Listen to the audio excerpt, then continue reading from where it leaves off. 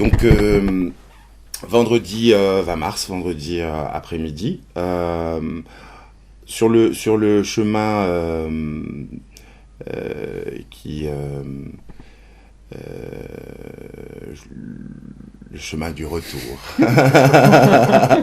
qui n'en était pas un en fait, qui n'en était pas un. Oui, on coupera. En tout cas, quand on a quitté la galerie, euh, tu m'as expliqué la façon dont tu voyais ce que tu aimerais être ton projet, un prochain projet. Euh, le projet peut-être pas de l'urinoir, mais d'un jet d'urine, Mhm. euh, qui viendrait un peu parachever ce thème-là dans ton travail. Alors parachever, je sais pas. Voilà, c'est vrai que j'ai différentes sources de travail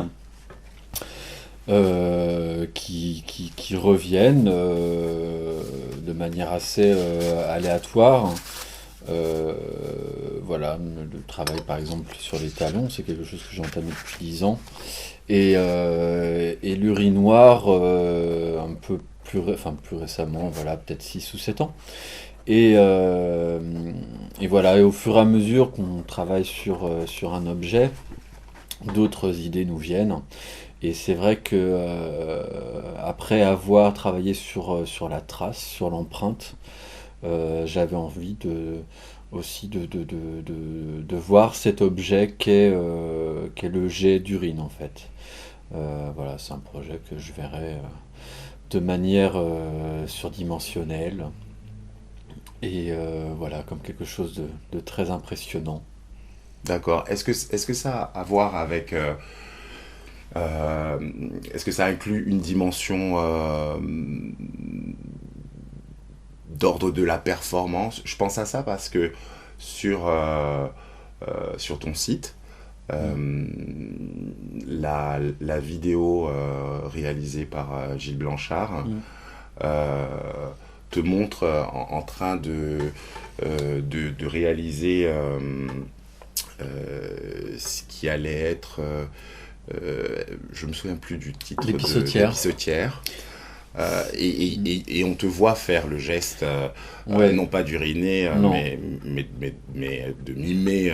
Mm. Euh, Ben, en fait, mon rapport à l'objet fait que justement, je ne vais pas vers la performance en fait. J'aime bien représenter l'objet, mais pas, comment dire, euh,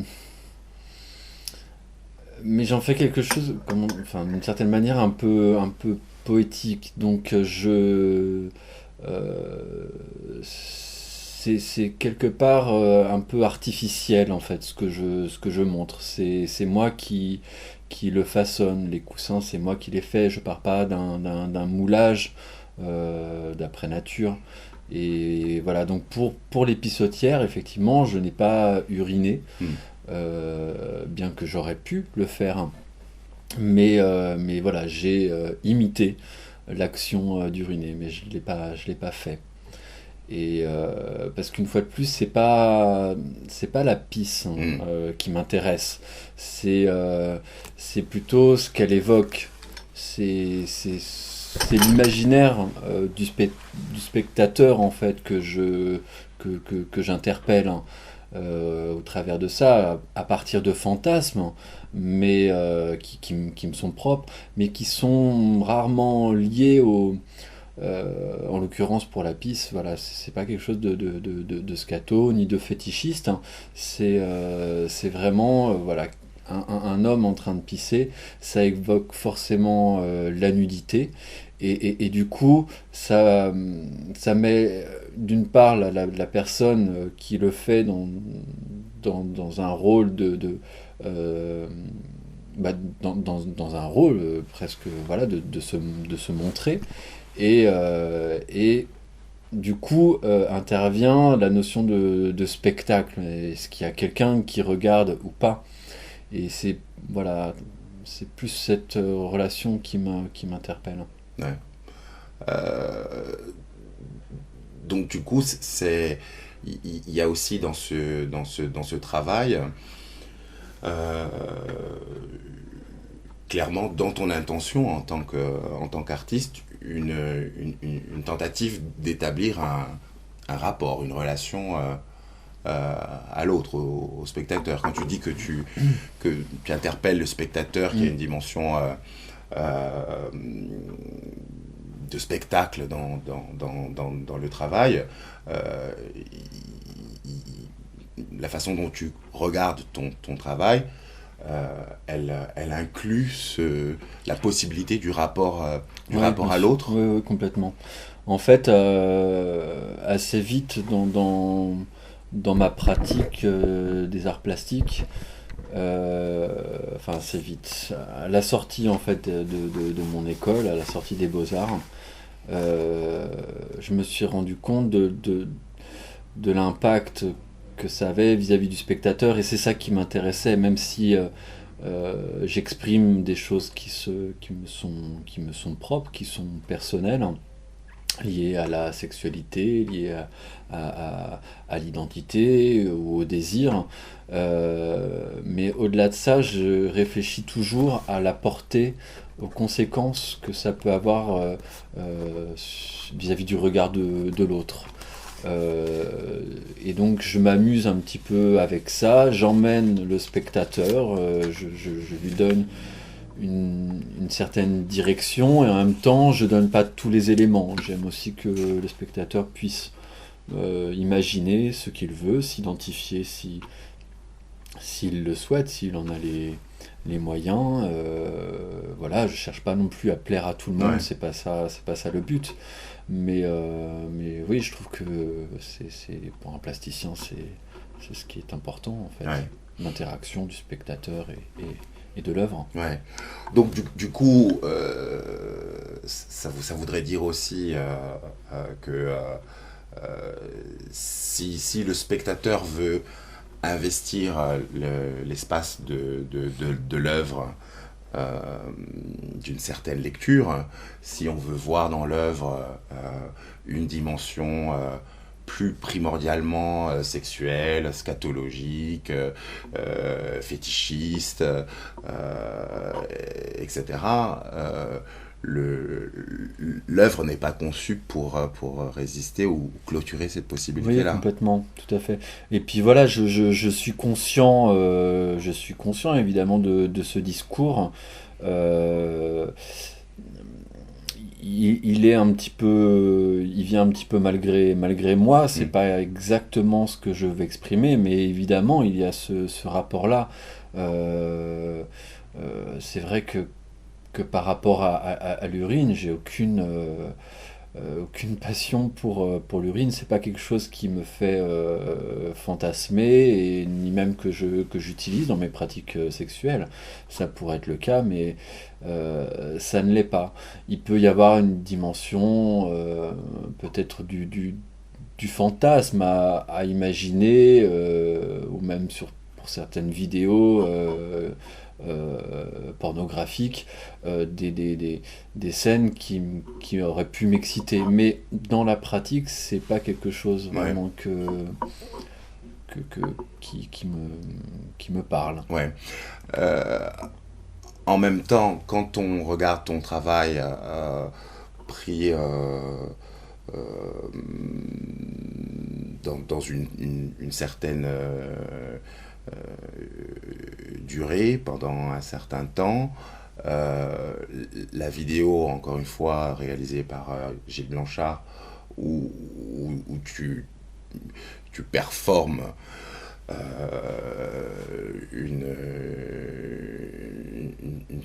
une sorte d'action ressemblant à l'acte d'uriner, etc., pour réaliser l'épissotière, mais aussi dans la présentation des autres œuvres que tu as pu faire, comme les coussins masturbatoires pour le cadre de Une semaine de solitude, je crois. Mhm. Euh, Tu te mets aussi en scène, Mhm. si je me souviens bien, et la lecture du texte qui accompagne l'installation pour des lits, il me semble. Est-ce que c'était les lits Pour la nuit blanche. pour la nuit blanche, Mhm. euh, où une série de fantasmes sont évoqués, Mhm. les vestiaires, etc. Enfin, oui, il n'y a pas de. Au niveau de la bande son, c'est uniquement des sons de masturbation en fait, Ouais, hein. Il y a, voilà, il y a pas de ouais, discours. Voilà, je construit. parle pas Ouais, dans la vidéo, d'accord. Donc cette dans dimension, l'installation, pardon. ouais, Ouais. dans cette dimension-là, Mm. euh, sexuelle, elle est très présente, Oui. au moins dans la vidéo. Euh,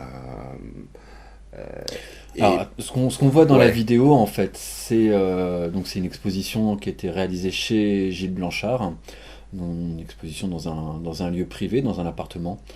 Et donc là est exposé un lit masturbatoire. En fait, c'est une pièce, enfin c'est la pièce, un peu la pièce centrale de mon diplôme. C'est grâce à ça que j'ai eu mon diplôme, mais on peut le félicitations. dire. Voilà, parce que j'ai développé un travail personnel très tardif, hein, on va dire. J'étais trop attaché aux techniques durant mon séjour aux Beaux-Arts. Mais toujours est-il que voilà, c'est cette pièce qui a été exposée, donc c'est un lit masturbatoire qui s'appelle Onanisme, qui ensuite a donné lieu à cette installation que j'ai faite dans le cadre de la Nuit Blanche. Euh, voilà, d'une exposition collective qui s'appelle Décalage horaire. Et voilà, donc c'est évidemment la notion de désir qui était évoquée en lien direct avec mon adolescence, avec les premiers désirs que sont ceux d'un jeune garçon. Je parle pas forcément d'homosexualité dans ce travail-là, simplement la naissance du désir, du fantasme sexuel. Et voilà, donc ce lit est troué au niveau du sexe et au niveau de la Mm. tête. Et l'idée, c'était vraiment d'évoquer l'interaction entre la sexualité, le sexe et le psychisme. Voilà, Mm. et donner la possibilité d'une réflexion sur, euh, sur ce à quoi pense un jeune garçon quand il se masturbe. Ouais. Mais j'évoquais ça en fait parce que la question que je me suis posée en regardant la vidéo, mais aussi d'autres documents, et puis ton travail plus récent, c'est que en l'espace de 10 ans, Mm. il me semblait que la dimension sexuelle était beaucoup plus revendiquée. Je dis pas plus présente ou moins Mm. présente, mais plus revendiquée dans la mise en scène du travail, de l'auto-représentation de l'artiste, etc. Et peut-être moins perceptible ou lié à l'activité sexuelle proprement dite, peut-être plus de l'ordre véritablement du désir euh, dans les œuvres plus récentes. Ce que je veux dire par désir, c'est que euh, une des lectures possibles du travail, c'est une sorte d'évolution depuis, donc je pense au lit masturbatoire, je Mm. pense au coussin masturbatoire, je pense à urinoir, je pense à pissotière, qui pour moi entrent dans une économie sexuelle fantasmatique, mais aussi extrêmement réelle et très chargée dans l'histoire de l'art, Mm. de la culture gay, et que ça progresse en fait vers quelque chose de beaucoup plus épuré et de beaucoup plus centré en fait sur le désir Mm. pour le rapport à l'autre en fait. Euh, pour la possibilité d'une ouverture ou d'une fermeture, mais plus sur le rapport du sujet à l'autre, qui transite par la sexualité, certainement, mais peut-être pas nécessairement. Et j'avais j'avais cette lecture-là. Est-ce que ça correspond à une intention ou Une pas intention, vraiment? non, je pense que c'est une évolution. Voilà, bien que cette pièce du onanisme, le lit masturbatoire, soit une pièce un petit peu provocante, un petit peu aussi revendicatrice. Même si je pense pas être un artiste qui soit dans la revendication. Moi j'aime les objets, j'aime les différentes lectures, donc voilà, je veux pas me cantonner à simplement exprimer en tout cas, c'est le droit à la sexualité gay. Enfin voilà, je suis pas dans ce discours-là. Mais l'évolution, elle se fait naturellement, elle se fait par la maturité, par le fait d'assumer aussi sa sexualité. C'est sûr que à 25 ans, on est beaucoup plus timide, beaucoup plus pudique, hein. Et à presque 40, on l'est un petit peu moins, en tout cas en termes de discours. Voilà, je suis pas dans la provocation, j'aime pas trop la provocation, j'ai rien contre ceux qui provoquent, mais moi c'est pas mon discours. Hmm. Donc voilà, mais du coup, le rapport, en tout cas avec le spectateur, le rapport avec l'espace est important. Est important et je le prends toujours en considération en fait. Je pense rarement une pièce, ou en tout cas la réalisation n'évolue jamais sans prendre en considération l'espace et l'impact que ça peut avoir sur le public, sur le spectateur. D'accord.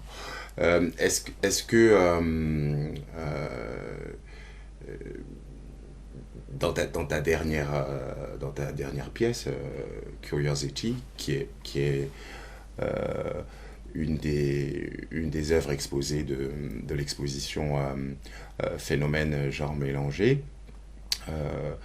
et qui est une paire de pieds rehaussés par des talons qui prolongent en fait le pied. Euh, cette paire les deux pieds sont posés sur un miroir sur un promontoire. Le miroir tourne, etc. Les pieds sont en fait sont ouverts, sont en Mmh. équerre. Mmh. Il y a comme une ouverture en fait dans la Mmh. position des pieds. Du moins, c'est le regard du C'est spectateur une là, hein, lecture, c'est ouais, une ouais. lecture. Mmh. Et cette lecture là que j'ai, elle est informée par le souvenir d'une pièce précédente que tu Mmh. avais réalisée qui s'appelait Pieds liés, Mmh. en marbre de Carrare, de 2004 si je me souviens bien. Mmh. Et, et où cette paire de pieds était en fait Il y a imbriquée. ouais, il y a deux paires de pieds face à face. Voilà, deux pieds serrés qui rentrent dans deux pieds ouverts. Donc Voilà. il y a vraiment une histoire de pénétration Ouais. pour le coup. Oui. Ouais. Ce que j'avais pas vu sur la photo, c'est si la paire de pieds euh, à l'extérieur Mm. marche sur la paire de pieds à l'intérieur ou... Et après, ça dépend de la lecture.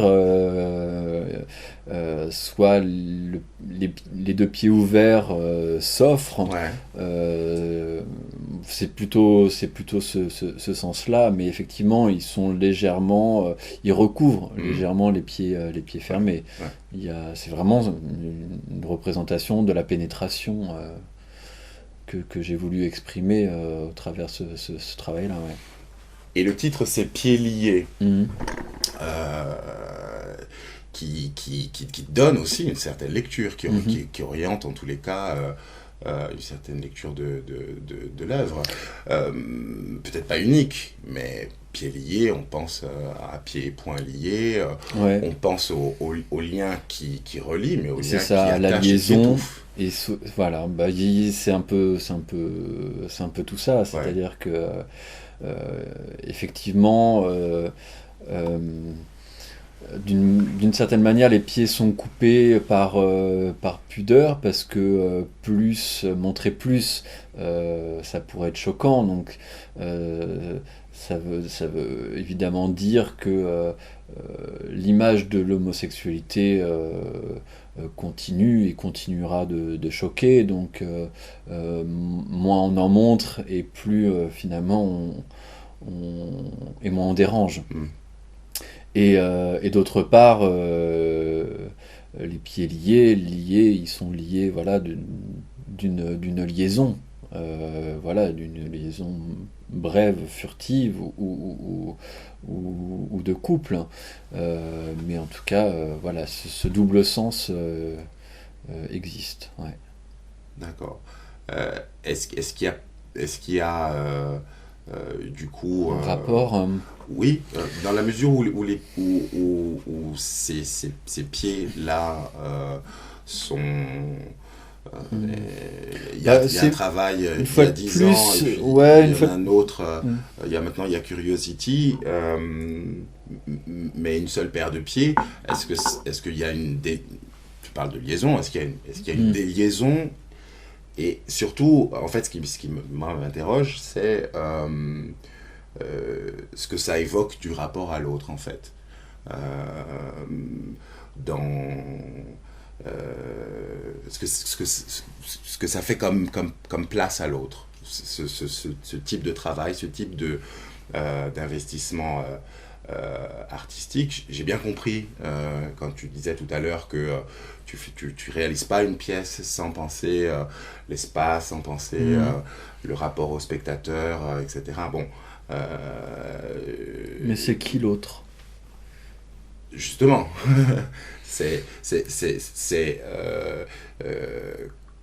et puisqu'on parle aussi de fantasmes, est-ce qu'il y a dans ton travail et dans cette figuration d'une évolution, depuis Pieds liés jusqu'à Curiosity, un regard qui a changé sur la façon dont ton travail interpelle l'autre. Bah, en fait, c'est vrai que l'autre existe assez peu. C'est-à-dire que je ne considère évidemment pas l'autre comme le spectateur ici. Mais par exemple, pour les pieds liés, je me suis servi d'un moulage de mes propres pieds que j'ai reproduit 2 fois, donc 2 fois la paire. Et ça marche toujours. Donc 2 fois la paire. Et voilà, et ce que j'ai voulu aussi évoquer, ce qui est vraiment un discours très personnel qu'on a en deuxième lecture quand on me pose la question et quand j'aborde à peu près ce travail-là, mais qu'on ne voit pas forcément dans la sculpture en la regardant comme ça. Mais voilà, donc ce sont 2 fois mes pieds, donc c'est l'idée du double en substitution à la solitude. Voilà, c'est vrai que j'ai souvent vécu un manque dans mes relations. Et c'est vrai que les arts plastiques m'ont permis d'exprimer ce manque. Donc, soit sous forme d'absence, soit sous forme de double. Voilà. C'est vrai que c'est assez récurrent. Maintenant, pour revenir à cette notion d'ouverture dont tu parlais sur ma nouvelle pièce, la Curiosity, l'ouverture, elle se fait pas dans le même sens que les pieds liés. C'est pas une invitation à l'acte amoureux comme ça l'est dans les pieds liés. Mais par contre, cette ouverture a une vraie signification puisqu'elle est le positionnement des pieds du déhanché en fait, qui est une position récurrente dans la sculpture de l'art antique, des Grecs, les Kouros, jusqu'à Rodin, enfin voilà. On a cette image du déhanché, donc avec une jambe d'appui, l'autre jambe au repos, et qui est une position à la fois de confort. On se tient la plupart du temps comme ça, tous, et en même temps, c'est une position d'assurance. Voilà, elle est souvent accompagnée de mains qui sont posées sur les hanches. Et voilà, donc le positionnement de ces pieds en talons sont vraiment de cet ordre-là, en fait. D'accord. Vraiment cette deuxième lecture, évidemment, Ok. qui est signifiée parce que voilà, les pieds sont coupés net au-dessus des chevilles, mais le positionnement des pieds rappelle fortement le déhanché. Ok. Donc c'est aussi une inscription du corps dans l'espace. Complètement Ouais. absente, Ouais. mais ça l'est. Ouais. Ouais. Ouais. Euh, et quand tu en parlais, là, je pensais euh, à la Gradiva de Mm. Jensen euh, et à la lecture que Freud fait de la nouvelle de Jensen, euh, notamment pour tout ce que ça peut évoquer de représentations fantasmatiques, mais chargées aussi de souvenirs, et donc du coup d'absence, Mhm. euh, un manque en fait qui est lié à une absence de quelque chose qui a Mhm. été et qui n'est plus. Ça aussi c'est présent dans Oui, ton je pense travail. qu'on arrive à une certaine obsession, pas dans le sens clinique du terme, hein, mais, euh, mais oui, en tout cas, c'est ce qui obsède mon travail, c'est cette absence-là, euh, cette recherche quelque part, qu'on nous inculque, que la société nous inculque du couple, hein, de cette harmonie parfaite possible et dont on va être en quête, hein. Et je pense que être jeune adulte ne peut pas se faire sans cette recherche-là. Et ça a été vraiment le point de départ de mon travail. Euh, euh, exprimer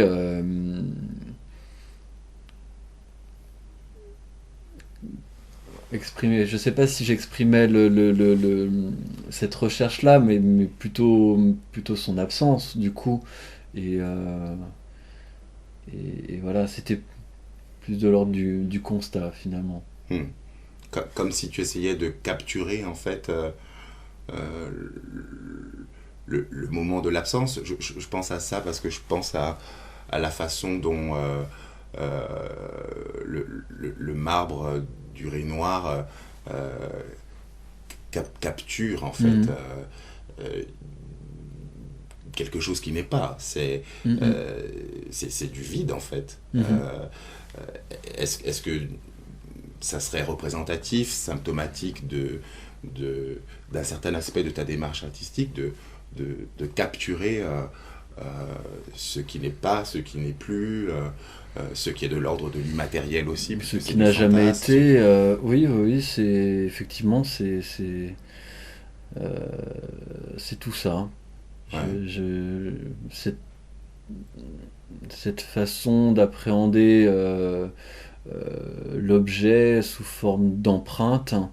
Oui, c'est exactement ça, c'est essayer de figer un moment qui a été une espèce de charnière dans la prise de conscience de mon désir envers les hommes. Mm. Voilà, si j'ai fantasmé ce moment où j'ai aperçu un garçon en train de pisser, c'est évidemment parce que ça a réveillé en moi un désir d'en voir plus.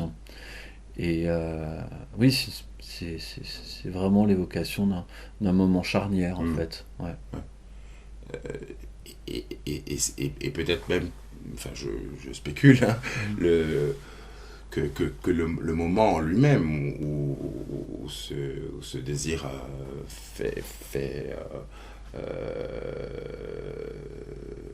se fait sentir, que c'est aussi le désir de quelque chose qui... c'est pas seulement le désir de l'instant, en fait, ou de la scène, de ce que ça peut aussi apporter de plus, etc., dans le futur. Euh, mais ça peut être aussi la mise en forme de quelque chose qui s'est passé dans le passé et qui n'est plus là, qui ne sera plus là de toute façon, dans l'enfance par exemple. Euh, en fait, je, je, je,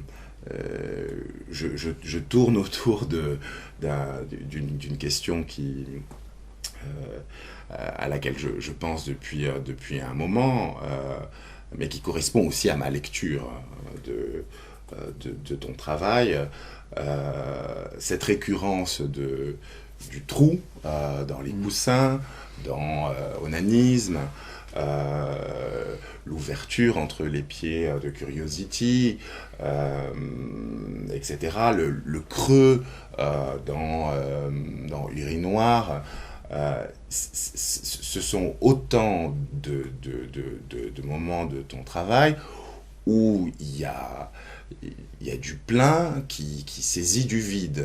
Il y a de la matière qui entoure du creux, du néant. Mhm.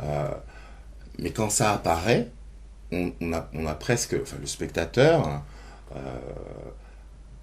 peut presque voir en fait une sorte d'inversion de valeur en fait. C'est Ouais. comme si, tu vois, le Mhm. coussin par exemple, moi ce qui m'avait vraiment frappé, c'était que l'objet central, en fait, c'était le trou, Mhm. qui se substituait presque dans sa puissance performative à la matière, en fait, du coussin. Euh, et, et, euh,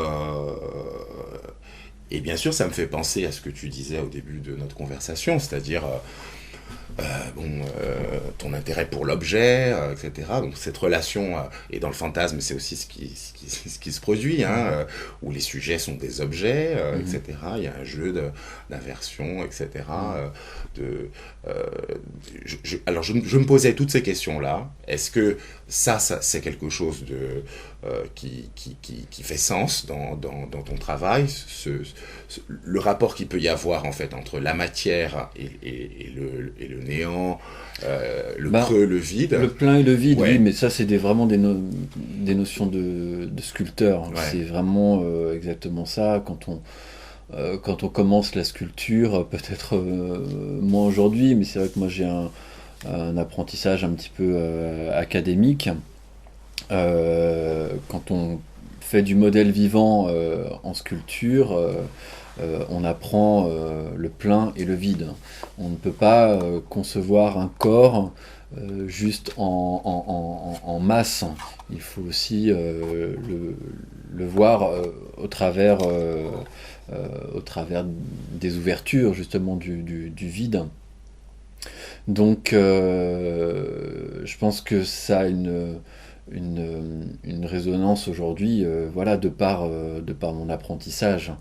Maintenant, euh, elle est, comment dire, elle est sous-jacente, cette notion-là. C'est pas quelque chose que c'est pas une lecture première en tout cas. C'est une comment dire, c'est conséquent à mon apprentissage. D'accord. Et qu'est-ce qui se passe en fait quand tu travailles, quand tu crées? Parce qu'on on imagine que un photographe il y a un rapport à un objet extérieur, à un paysage, une situation qui est saisie, il y a un certain regard qui est porté, mais il y a une extériorité, il y a peut-être un point de départ aussi. Qu'est-ce qui se passe quand un plasticien ou un sculpteur travaille une matière brute et lui donne forme? On peut pas parler, je pense, de manière générale. Il y a différents procédés. Pour moi, je pars toujours d'une idée, laquelle idée est parfois associée à une autre ou à encore une autre, et jusqu'à l'élaboration, jusqu'à la fabrication. Le fait d'intervenir avec les matériaux peut aussi faire prendre encore d'autres directions et rajouter encore aussi du discours. Et puis même une fois finie la pièce, il y a encore moyen d'y retrouver d'y trouver un nouveau sens. Mais il y a toujours un point de départ qui est l'idée. Je pars jamais dans la matière sans savoir où je veux aller. Après, les chemins sont pleins d'imprévus et je les laisse venir. Hein. Voilà, je ne me ferme à rien. Mais c'est vrai que par exemple pour les volutes, le travail sur les volutes est parti vraiment de cette image précise tirée de la vidéo de Jean Genet, Un chant d'amour, où une paille traverse les murs d'une prison et de part en part des deux cellules, deux prisonniers s'envoient des volutes de fumée. Et de ce point de départ est arrivé le façonnage de la volute, où je me rendais compte qu'il était évidemment difficile de représenter une volute, que ça donnait lieu à des formes parfois organiques, parfois complètement abstraites, parfois décoratives, et de ce que ensuite la couleur aussi des matériaux m'a fait me questionner. Je suis parti sur un polissage, donc une brillance, une préciosité. Au final, j'ai mis ça sur une plaque de métal ovale poli aussi, donc qui avait un effet miroir. Bref, tout ça fait que au final, on est assez loin de la lecture première que j'ai faite de Jean Genet, et on ne visualise pas forcément ça en première lecture. Si j'explique, on y verra un rapport, mais sans ça, voilà, ça n'a plus de lien. En même temps, quand j'ai vu cette pièce-là pour la première fois, depuis un certain point de vue, dans une certaine perspective, l'excroissance, la volute, me semblait en fait entrer dans l'applique, créer un espace, une profondeur, quasiment abolir en fait le mur sur lequel elle était accrochée, sans savoir que tu l'avais pensé. Non, bien sûr, c'est là où je donne des directions, et on y parvient ou pas. Pour cette pièce, voilà, c'était pas trop mal réussi. On sent vraiment cette notion de traverser en fait. Voilà, on sent que les volutes transpercent de part en part un élément qui est soit la plaque de métal, voire même le mur, puisque ces pièces sont accrochées au mur. Donc voilà, il y a des choses évidemment qui apparaissent, d'autres plus du tout, et voilà, et qui donnent lieu à d'autres lectures, justement sur le rapport du miroir, sur le rapport du double, mais qui sont déjà des éléments que moi je veux signifier par rapport à la lecture que j'ai eue de la vidéo de Jean Genet. Du coup, comment tu reçois les autres lectures, les lectures qui ne sont pas les tiennes, ou les lectures qui sont quasiment des excroissances à partir de tes créations et des directions que toi tu as pu donner. Comment tu les reçois? Est-ce que c'est quelque chose qui nourrit ta réflexion sur ton travail, qui peut-être trouvera une expression matérialisée dans des œuvres ultérieures? Oui, bien sûr, c'est ce qui est plaisant au moment où on montre son travail, c'est de voir à quel point l'autre, j'entends cette fois le spectateur, s'approprie l'œuvre et en fait sa propre lecture. Voilà, moi on m'a dit par rapport à Onanisme, une femme qui était qui se sentait très concernée par rapport à cette pièce, qui avait des gros problèmes d'insomnie, et elle y voyait finalement un lit thérapeutique. Donc, qui voilà, est totalement sorti de l'ordre sexuel. Elle a presque occulté le trou au niveau du sexe, pour n'y voir que ce trou au niveau de la tête, et se dire mais tiens, c'est un lit qui serait très confortable et qui permettrait de pouvoir partir,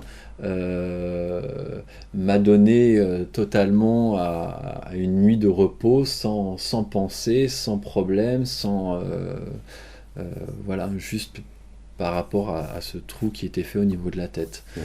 Donc voilà, c'est toujours très, très surprenant d'entendre ça, d'entendre ces témoignages de gens qui finalement, au vu de mon travail, me parlent de leur vie, me parlent de leurs problèmes, de leurs intérêts, etc.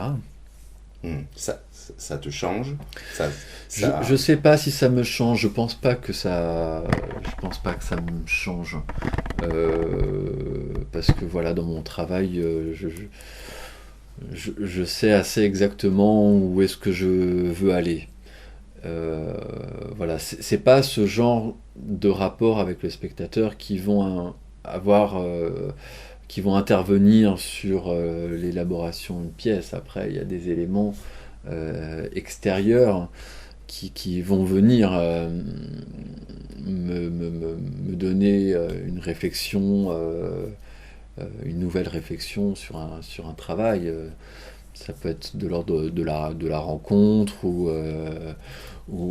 simplement une image, un moment, une sensation.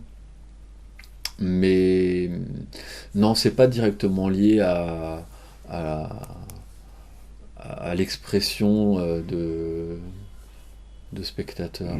Enfin, de spectateur. Ouais. Comment tu passes d'un médium à un autre, d'une matière à une autre? Curiosity, les pieds rehaussés de talons, où les talons sont des excroissances en fait, les talons aiguilles sont des excroissances du pied. On retrouve cette image dans d'autres de tes œuvres, notamment les dessins de 4 saisons, au stylo et au feutre, particulièrement un des dessins qui représente un jeune homme, je crois, dans un paysage, une forêt en bord de mer, il me semble. Euh, comment se fait le passage en fait si passage il y a, du dessin à euh, voilà la matière sculptée.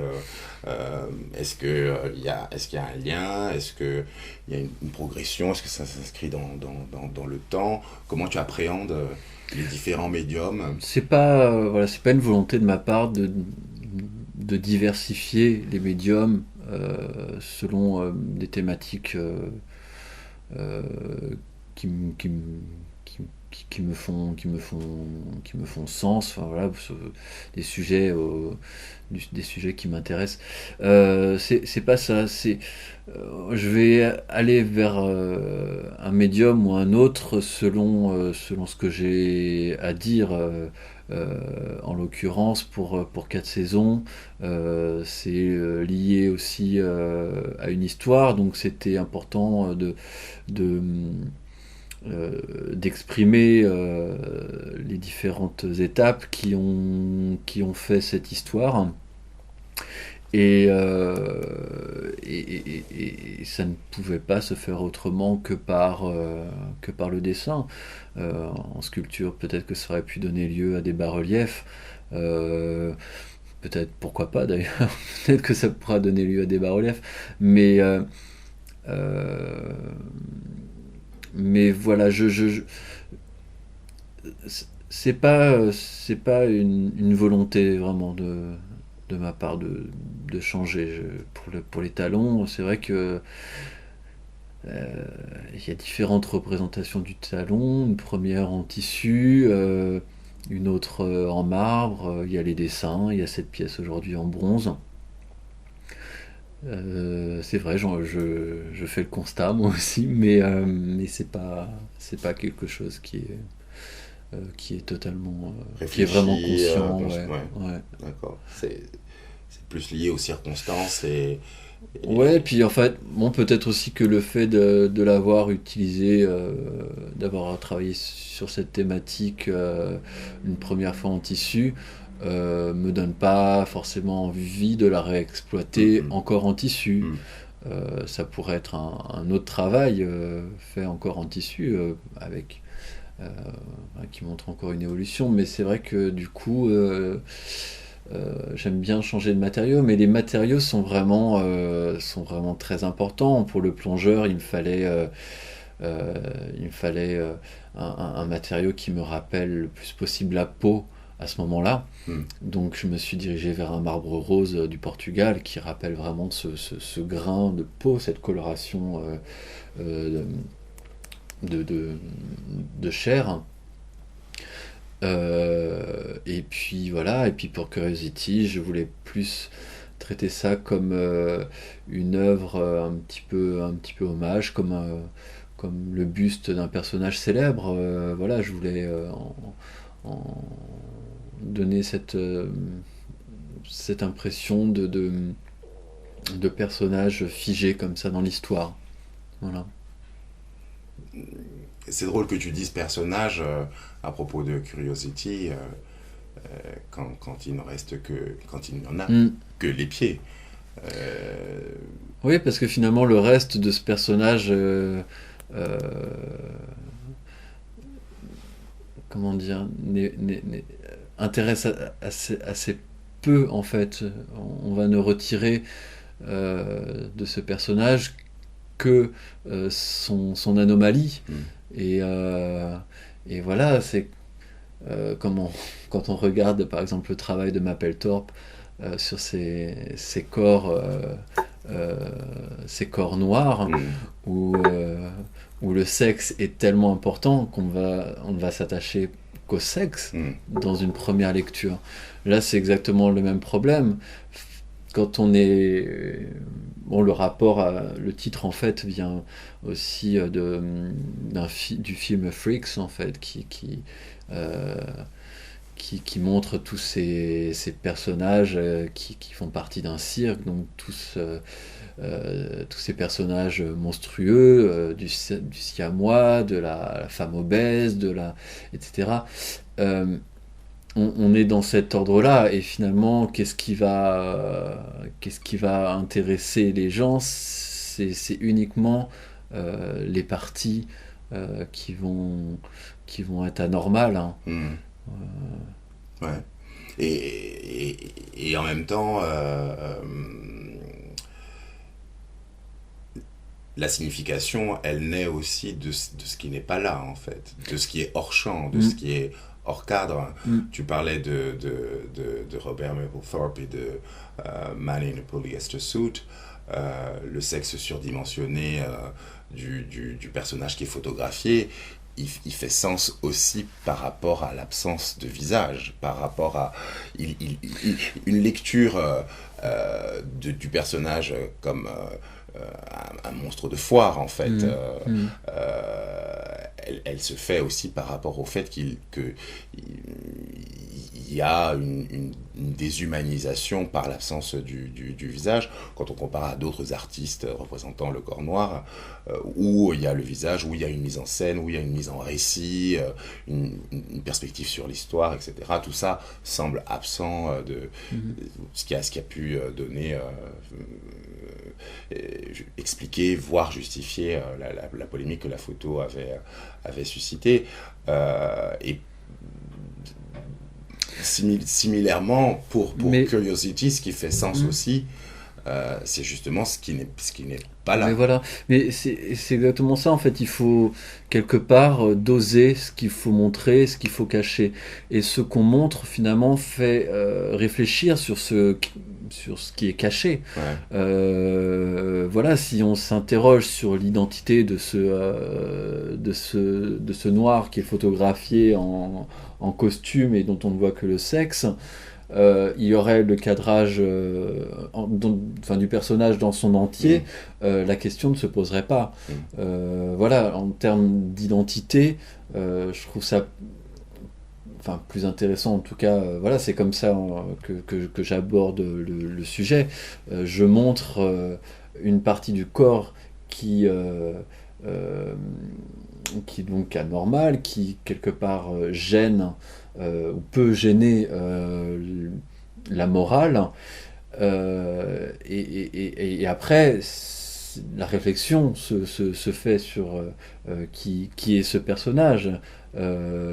Déjà, quelle est sa taille, comment est sa corpulence, comment il est bâti, comment il se tient, et une fois de plus, au-delà de ça, qu'est-ce qu'il a dans la tête, quels Mm. sont ses désirs.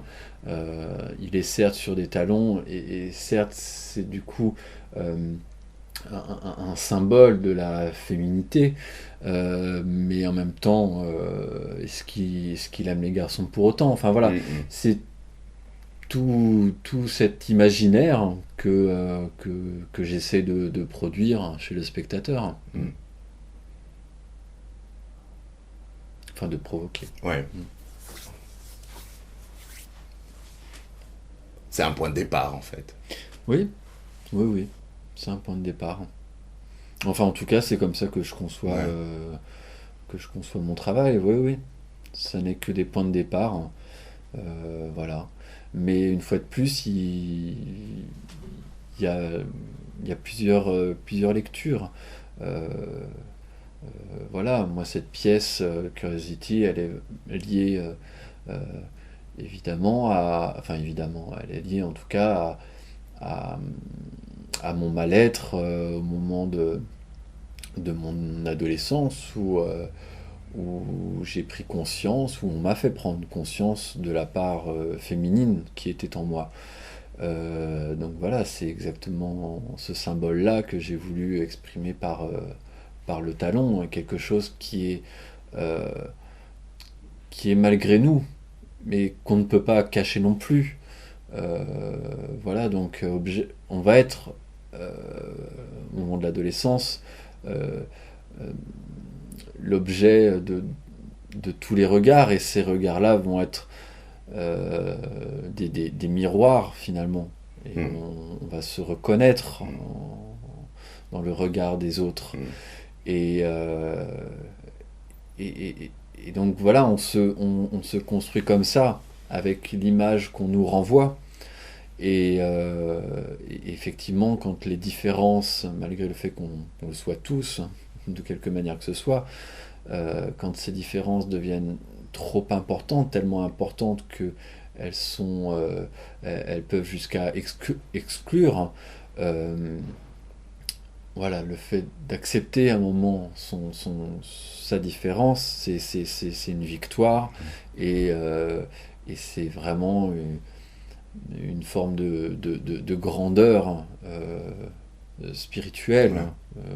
Vraiment, voilà, on est plus grand que tout le monde quand on arrive à ça.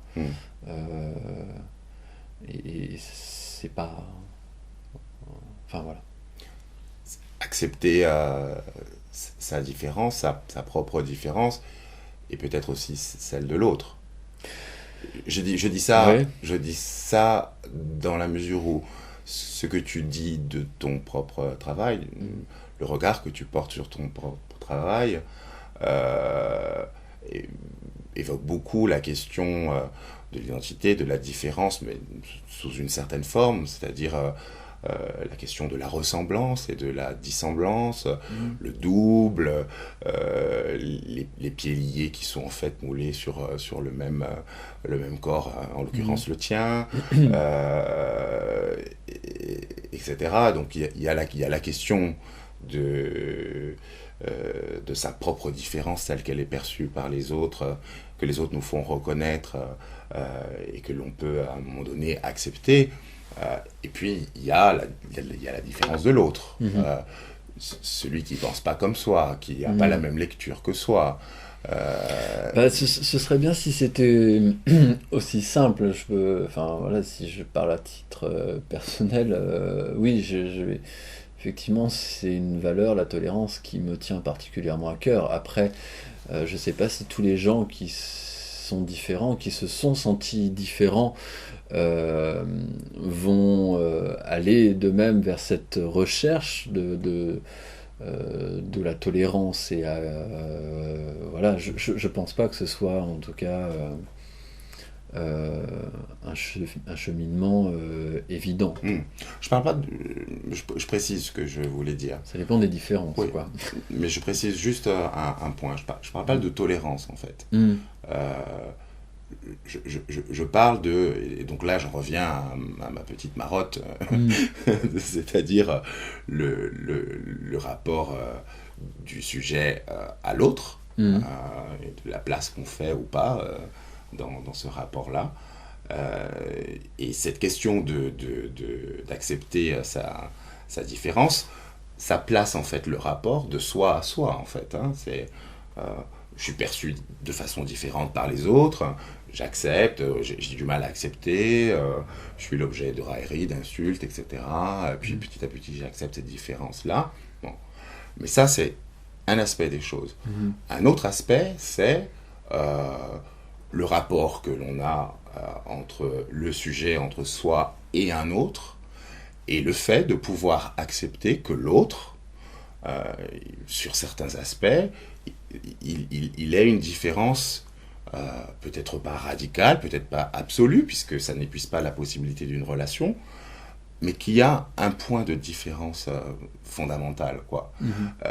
Et cette question, je me la pose pas nécessairement par rapport à seulement ton travail, mais je me la pose de façon générale, et j'aimerais bien savoir ce que toi tu en penses, au sujet de l'artiste en particulier. Dans la mesure où l'artiste, il y a un investissement personnel, c'est une démarche pas nécessairement narcissique, mais un travail très, très personnel, un investissement très personnel dans son travail artistique. Et en même temps, c'est une production très personnelle qui est amenée à circuler, qui intègre plus ou moins l'autre, etc. Et il y a des œuvres artistiques qui sont très violentes, très agressives, qui excluent l'autre ou qui posent une résistance, en fait. Ce qui n'est pas une absence de relation non plus. Voilà. Donc, ni de dialogue. ni de dialogue. Mhm. Donc, moi, ce qui m'intéresse aussi, pour le coup, dans ton travail et dans l'évolution de ton travail, c'est peut-être moins la façon dont tu traduis, toi, la, euh, ta propre tolérance par rapport à ta différence ou à tes différences, etc., euh, que la façon dont tu peux exprimer euh, ton rapport à un autre qui serait différent de toi. Point. Excuse-moi. Ou est-ce que l'autre, le spectateur, Mhm. celui qui regarde ton œuvre, tout, etc., le rapport, il ne peut se faire que sur la modalité de tu me ressembles, je te ressemble, on est dissemblant, mais finalement, bon, il y a toujours quelque chose en commun. Est-ce que l'espace que l'œuvre ouvre, Mhm. euh, elle admet la possibilité que il y a un autre qui reçoit l'œuvre et qui a cette différence dont tu parlais tout à l'heure. Pas dans une acception de tolérance, mais qui pose la différence de l'autre comme quasiment un postulat, en fait, quoi. Quasiment quelque chose qui n'est pas négociable. Euh, Ça a un peu à voir avec cette question que je te posais sur la signification, sur les lectures, le fait qu'on puisse lire les choses de façon différente, etc. Et c'est ça que je trouve étrange et fascinant aussi dans la pratique artistique. C'est-à-dire de créer quelque chose qui soit extérieur à soi et qui parle tellement de soi et qui en même temps s'ouvre à l'autre, y compris Mais je dans pense sa qu'en fait, différence. dans la création, je pense qu'une fois que l'œuvre est créée, que le produit du travail est achevé, ça ne nous appartient plus. Voilà, moi euh, j'ai aucune attache à mon travail en particulier. Enfin voilà, ce qui est intéressant, c'est le processus. Euh, une fois que la pièce est finie, finalement, on se dit tiens, j'aurais pu faire ça comme ça, et puis voilà, on n'est pas totalement satisfait. Après, ça dépend des pièces. Mais m- mais voyez, je pense que ça ne nous appartient plus en fait. Donc toutes les lectures sont possibles, euh, que les gens la reçoivent de manière très, très positivement ou très négativement, on ne peut plus rien y faire. Ouais, ouais, Enfin voilà, ça n'est plus du tout ouais. de mon ressort, je n'ai plus aucun contrôle Mm, sur ça. Donc c'est là où c'est vraiment important pour moi de donner des directions mm, de lecture. C'est pour avoir un maximum de sécurité quant à la lecture que le spectateur va faire mm, de la pièce. Mais après, c'est sa liberté mm. au spectateur d'y voir ce qu'il veut. Ouais. Et, Donc, et, et ce qui reste de ton côté quand la pièce est partie, le fait qu'elle ne soit plus là et qu'elle ne mm. t'appartienne plus, cette perte-là, qu'est-ce que tu en fais? C'est une douleur ou c'est Non, quelque pas du chose tout. que... Non, on peut y voir la création comme un accouchement, et puis après, voilà, l'enfant fait son chemin, puis il finit par s'en aller, et puis voilà, c'est évidemment, il y a euh, il y a des attaches. Mais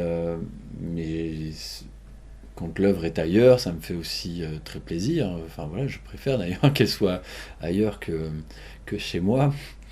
Euh, Euh, voilà, parce que la création, c'est finir une œuvre et repartir sur une autre. Voilà, c'est pas finir une œuvre pour l'encadrer chez soi et la contempler pendant 10 ans. Hmm, Voilà. très bien. On s'arrête? Hmm. Ok.